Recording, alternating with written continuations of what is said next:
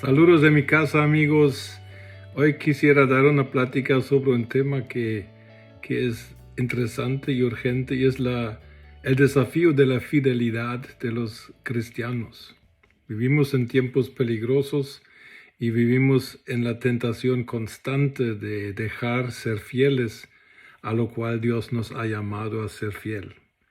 Y particularmente en vista del hecho de que se está acercando el fin de los tiempos, aunque no sepamos cuándo sea exactamente, pero la Biblia nos exhorta a estar preparados, sea para el momento de nuestra muerte o para el regreso de Jesucristo. Quiero compartir en primer lugar un pasaje conocido que nos debe motivar a ser fieles.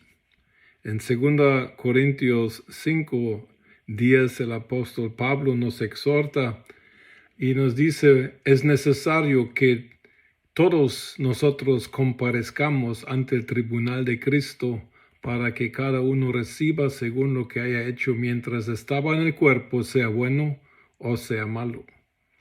Entonces, habrá un momento en que cada cristiano se tiene que presentar, tenemos que presentarnos ante el tribunal de Jesucristo nuestro Señor, y el criterio por el cual seremos juzgados es principalmente nuestra fidelidad. Lo vemos en las parábolas del reino, en Mateo 25, por ejemplo. Lo que Jesús busca es: ¿has sido o no has sido fiel en lo que se te ha dado y encomendado? Ahora, leí de un sabio del mundo de los sabios griegos, un tal Diógenes. Dice que un día levantó como una venta en un mercado público en Atenas y puso un rótulo encima de su tiendita y dijo: aquí se vende sabiduría.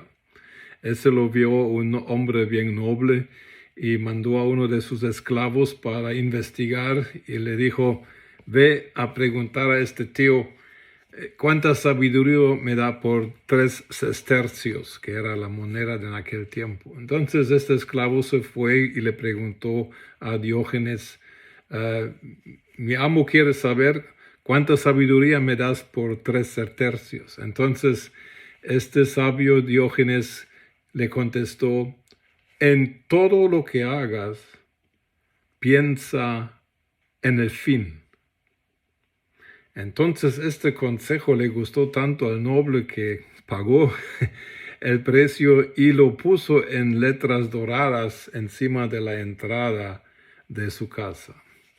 Y yo pienso de que nosotros también deberíamos vivir nuestra vida desde su fin seguro. Y un aspecto de nuestro fin será que tenemos que comparecer ante el tribunal de Jesucristo para entregar cuentas, no para que se decida si vamos a ir al cielo o al infierno, sino para decidir si vamos a tener recompensa, si vamos a ser alabados o si vamos a tener pérdida, como lo indica también 1 Corintios 3, del 11 al 15. Pero hablemos de fidelidad. ¿Qué es fidelidad? ¿Qué se trata fidelidad? Estudiando las palabras que se usan en el idioma hebreo y en el idioma griego, me di cuenta de algo interesante. En la palabra que se traduce como fidelidad, por lo menos al alemán, en el idioma hebreo, tiene que ver más con el concepto de verdad. Lo verdadero y lo fiel parece que son primos hermanos en el pensar hebreo.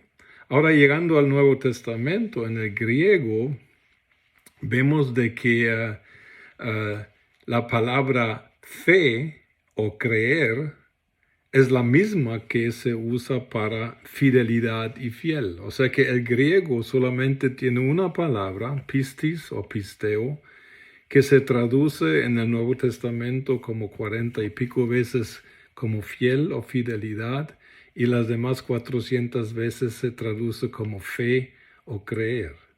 Quiere decir que en el concepto griego la fidelidad es un concepto que tiene que ver con, con fe. Y en el idioma español, fidelidad se remonta al latín fides, que es la fe, y fidelidad es algo que tiene que ver con la fe. Ahora, lo que tenemos que entender nosotros que somos creyentes en la palabra de Dios y la obra de Dios en este mundo, sabemos una cosa: la verdad es base para nuestra creencia y la creencia es base para nuestra fidelidad. O sea que antes de poder ser fiel, necesito saber sobre qué base de verdad tengo que ser fiel y cómo puedo ejercer mi fe en todo este constructo. Pero la verdad de Dios tiene que ser y será revelada.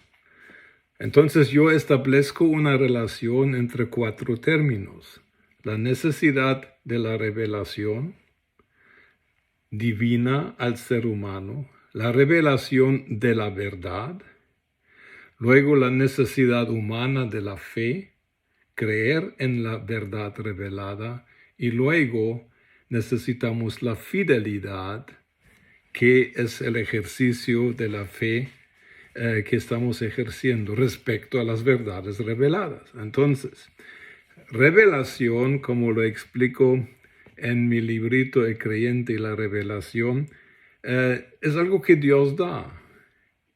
O sea que Dios se revela de muchas maneras, lo he dicho en otras ocasiones: usa la creación, usa la conciencia, usa la cultura, usa sucesos históricos.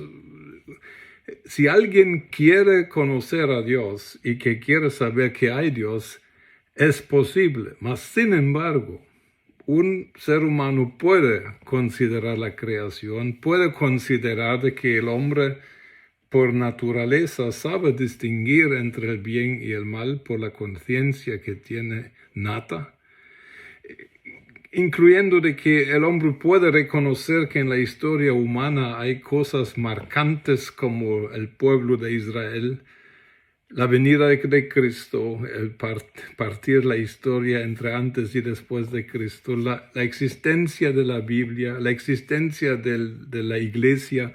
Todos son hechos históricos innegables, por lo menos para aquellos que tienen un mínimo de educación. Pero en todo esto, todavía gente puede considerar todo eso, mas sin embargo no creer ni en Dios ni en nada. ¿Por qué? Porque les falta la revelación.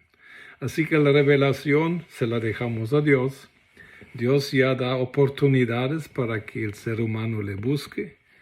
Pero, a fin de cuentas, si Dios no se revela, nadie puede reconocer la verdad de Dios.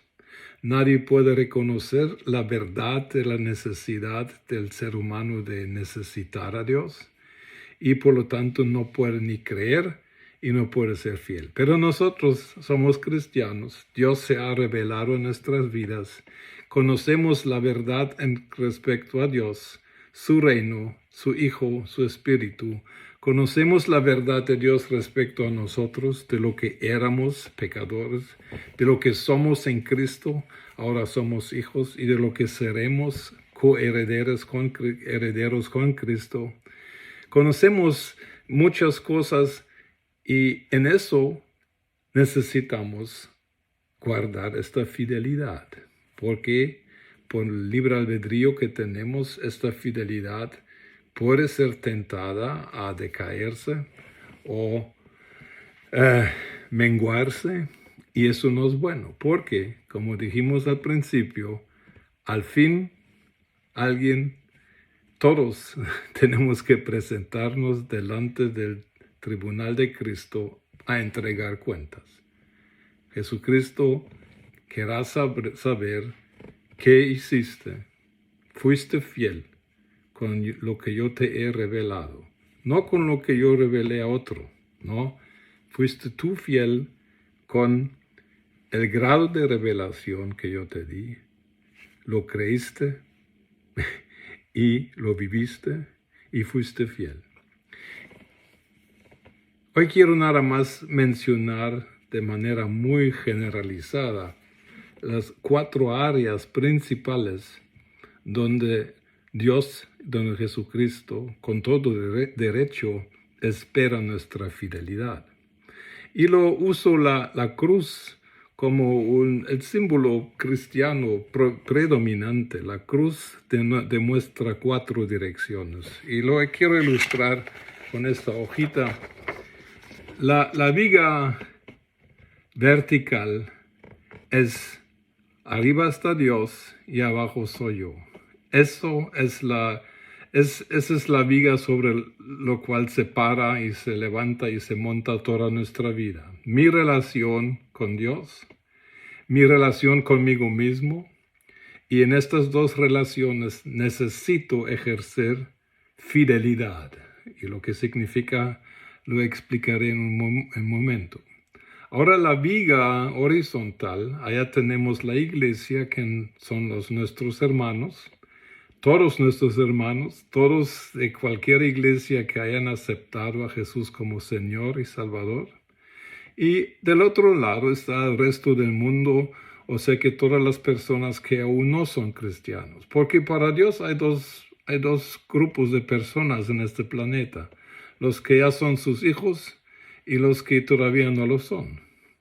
Y en estos 4 puntos de la cruz realmente circula la necesidad de nuestra fidelidad. Yo necesito ser fiel respecto a lo que creo acerca de mí mismo, acerca de Dios, acerca de la iglesia y acerca del resto del mundo, los seres humanos que no son partes de la iglesia. No importa si sean familiares, amigos, sean quienes sean.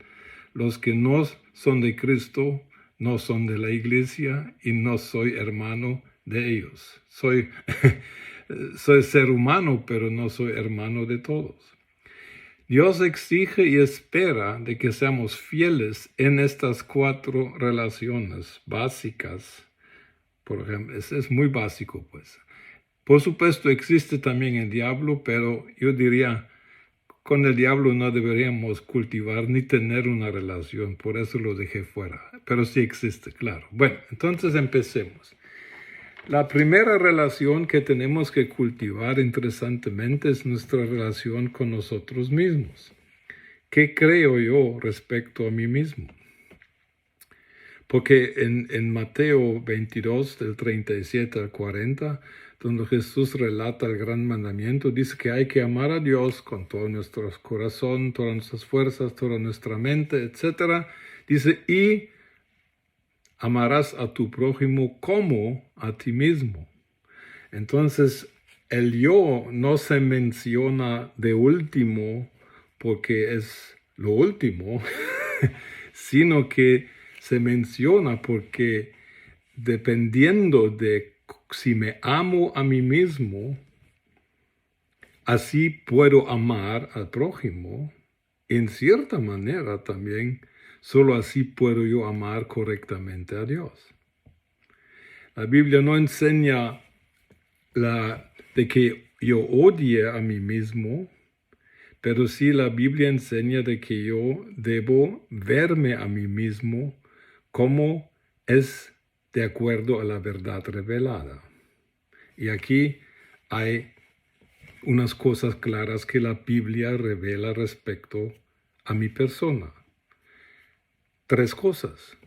Lo que era, Efesios 2, los primeros versículos, dice que yo era pecador, separado de Dios, sin esperanza en este planeta. Era significa antes de aceptar a Cristo.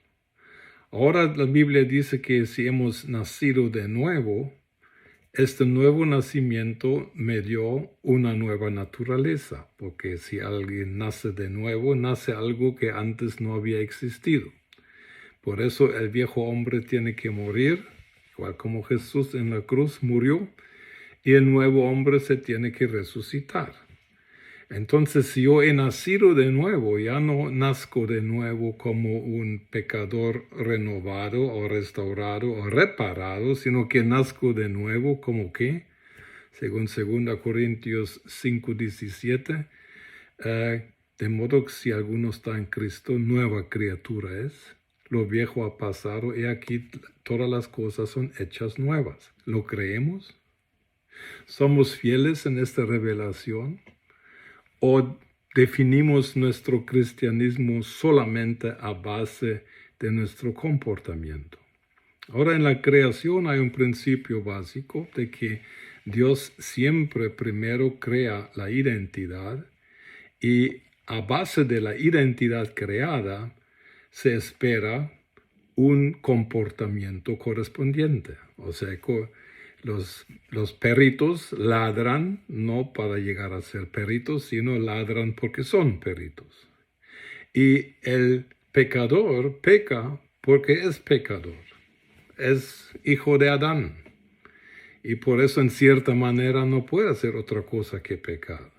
Pero el nacido de nuevo, o otra palabra que se usa en el Nuevo Testamento, el que ha nacido de Dios, 1 Juan 3:9, por ejemplo, dice que ya no puede pecar. ¿Por qué? Porque ha nacido de Dios. Y si peca, actúa como si un perrito estaría tratando de actuar como un gato. Actúa fuera de su ser, fuera de su especie, podríamos decir. Ahora, Dios creó la nueva identidad en nosotros. Nosotros no nacimos de nuevo con nuestra propia fuerza. Nacimos de nuevo porque reconocimos nuestra perdición, pedimos perdón a Dios por nuestros pecados y aceptamos a Cristo como el Hijo de Dios, y esto nos dio poder de llegar a ser hechos hijos de Dios. O sea que nuestro nuevo nacimiento es una obra exclusiva de Dios, de Jesucristo y del Espíritu Santo. Y lo único que yo atribuí fue creer que eso es cierto. Ahora, creo yo con fidelidad que he nacido de nuevo, que según 2 Pedro 1:4, por ejemplo, la naturaleza de Dios es parte de mi ser ahora, de que ya no soy lo que era, ya no soy lo que describe Efesios 2:1 y 2, sino que por gracia, por medio de la fe, he sido salvado, y no solamente salvado, sino he nacido de nuevo. Necesito creer de mí y necesito revelación sobre mi nueva identidad con tal de creer esta verdad y luego ser fiel a esta verdad. Según la palabra de Dios, yo en Cristo soy la justicia de Dios. 2 Corintios 5:21. Según la palabra de Dios, yo ahora soy hijo de Dios, soy heredero, soy coheredero con Cristo, soy socio, soy partícipe del reino venidero, y eso es lo que soy. Ahora la pregunta es, ¿soy yo fiel en creer y declarar quién soy? ¿O creo otra cosa? Ese es el primer área de fidelidad. Y como dijo el famoso Bill Johnson de California una vez, yo realmente no tengo el lujo de permitir de que en mi cabeza existan pensamientos acerca de mí que no están en la cabeza de Dios acerca de mí. ¿Cómo te llama Dios en el Nuevo Testamento? Haz el estudio y vas a encontrar a sus hijos ya no los llama nunca pecadores. El segundo área, nuestra relación con Dios. Somos fieles. Invertimos lo que requiere una relación, y una relación requiere tiempo. ¿En qué invertimos nuestro tiempo? Sabemos todos que vamos a morir. Sabemos todos que un día vamos a estar delante de Dios. ¿Y qué nos va a pedir Jesús? Como ya dije, va a preguntar, ¿has sido fiel? ¿Has sido fiel en invertir tiempo, energía, en cultivar tu relación conmigo, con el Padre, con el Espíritu Santo? Y aquí están las cosas que ya sabemos. Estás leyendo la Biblia. Mira, yo viajo mucho, predico en muchas iglesias y me doy cuenta, muchísimos cristianos, a pesar de que hayan sido ya cristianos por más de un año, ni siquiera han leído una vez la palabra de Dios. Yo lo llamo irresponsable. No lo entiendo, no lo entiendo. Uno tiene sus fases, reconozco. Pero si alguien ha sido cristiano por más de 3 años y no ha leído toda la Biblia, disculpe, hermano y hermana, estás mal. La palabra de Dios escrita es una de las fuentes principales y hoy universalmente accesible a todo creyente. Así que aprovéchalo. Estás orando, estás haciendo lo que sabes hacer con tal de cultivar tu relación con Dios. Es la relación con Dios que va a determinar tu eternidad. Dios tiene que ser más importante que tu familia. Dios tiene que ser más importante que tu matrimonio, que tus hijos. Lo siento. Dios tiene que ser más importante que tu trabajo. Yo no entiendo a cristianos que buscan un trabajo donde trabajan los domingos. Y por eso nunca pueden ir a la iglesia con las excusas que tengo que ir a trabajar. Hermanos, ¿estamos preparándonos para la eternidad o para qué? Entonces, en cuanto a la relación con Dios, Dios espera fidelidad. Estamos creyendo las cosas de la Biblia. ¿Estamos realmente teniendo una relación con Dios?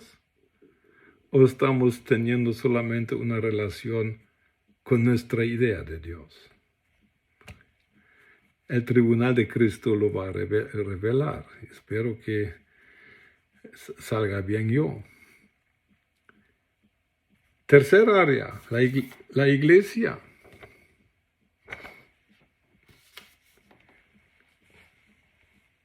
La viga horizontal está en el aire. Si se quita la vertical, no hay viga horizontal.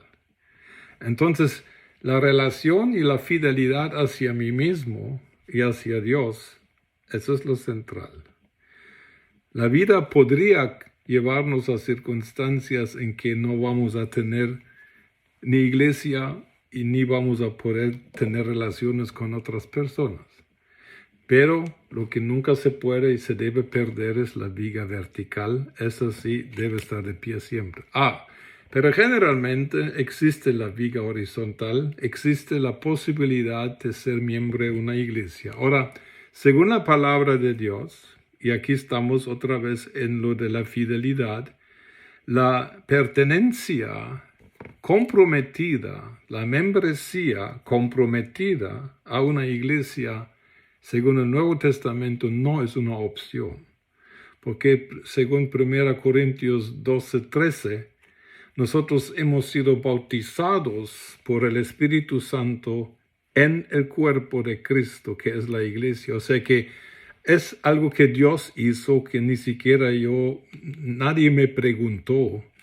Yo, si nazco de nuevo, nazco automáticamente de nuevo como miembro de la iglesia, que es un cuerpo y yo soy un miembro. Yo no puedo separarme de la iglesia. Es imposible porque Jesús no lo hace.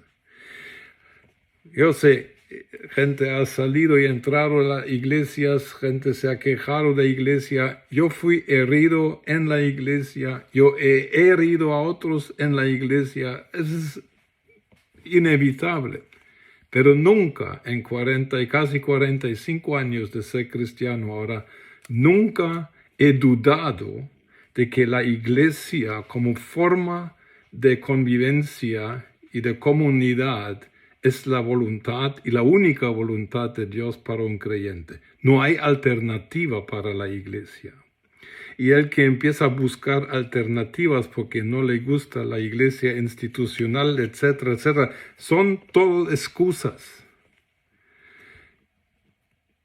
Si Jesús se saliera de su iglesia porque alguno de sus miembros le ha herido, ¿cuántas veces al día tendría que salir de la iglesia? La Biblia dice de que hay una conexión espiritual mística entre Jesús y la iglesia. Él dice que es la cabeza del cuerpo que es la iglesia. Tú no puedes decir que yo tengo una relación con Cristo separado de la iglesia, porque la relación de Cristo es con el cuerpo. Y tú y yo somos miembros del cuerpo. Y tenemos que preguntarnos, ¿somos fieles respecto a esta relación con la iglesia? ¿O hemos tomado nuestras decisiones autónomas? Nos vemos independientes. Hay cristianos que dicen, yo no necesito la iglesia. ¿Dónde dice eso en la Biblia? ¿Dónde dice en la Biblia que uno puede salirse de la iglesia porque no le gusta la alabanza, o no le gusta el pastor, o no le gusta el tipo de no sé qué? ¿Dónde? Pero se hace semanalmente. Esta fidelidad, hermanos, Jesús va a exigir en el tribunal de Cristo de cada uno de nosotros. ¿Fuiste tú fiel en el cuerpo donde yo te coloqué como miembro? ¿Encontraste y llenaste tú el papel que te toca llenar? ¿O decidiste tener tu propia teología en cuanto a lo que es iglesia? Mucho cuidado. Para Jesús, su iglesia es lo máximo.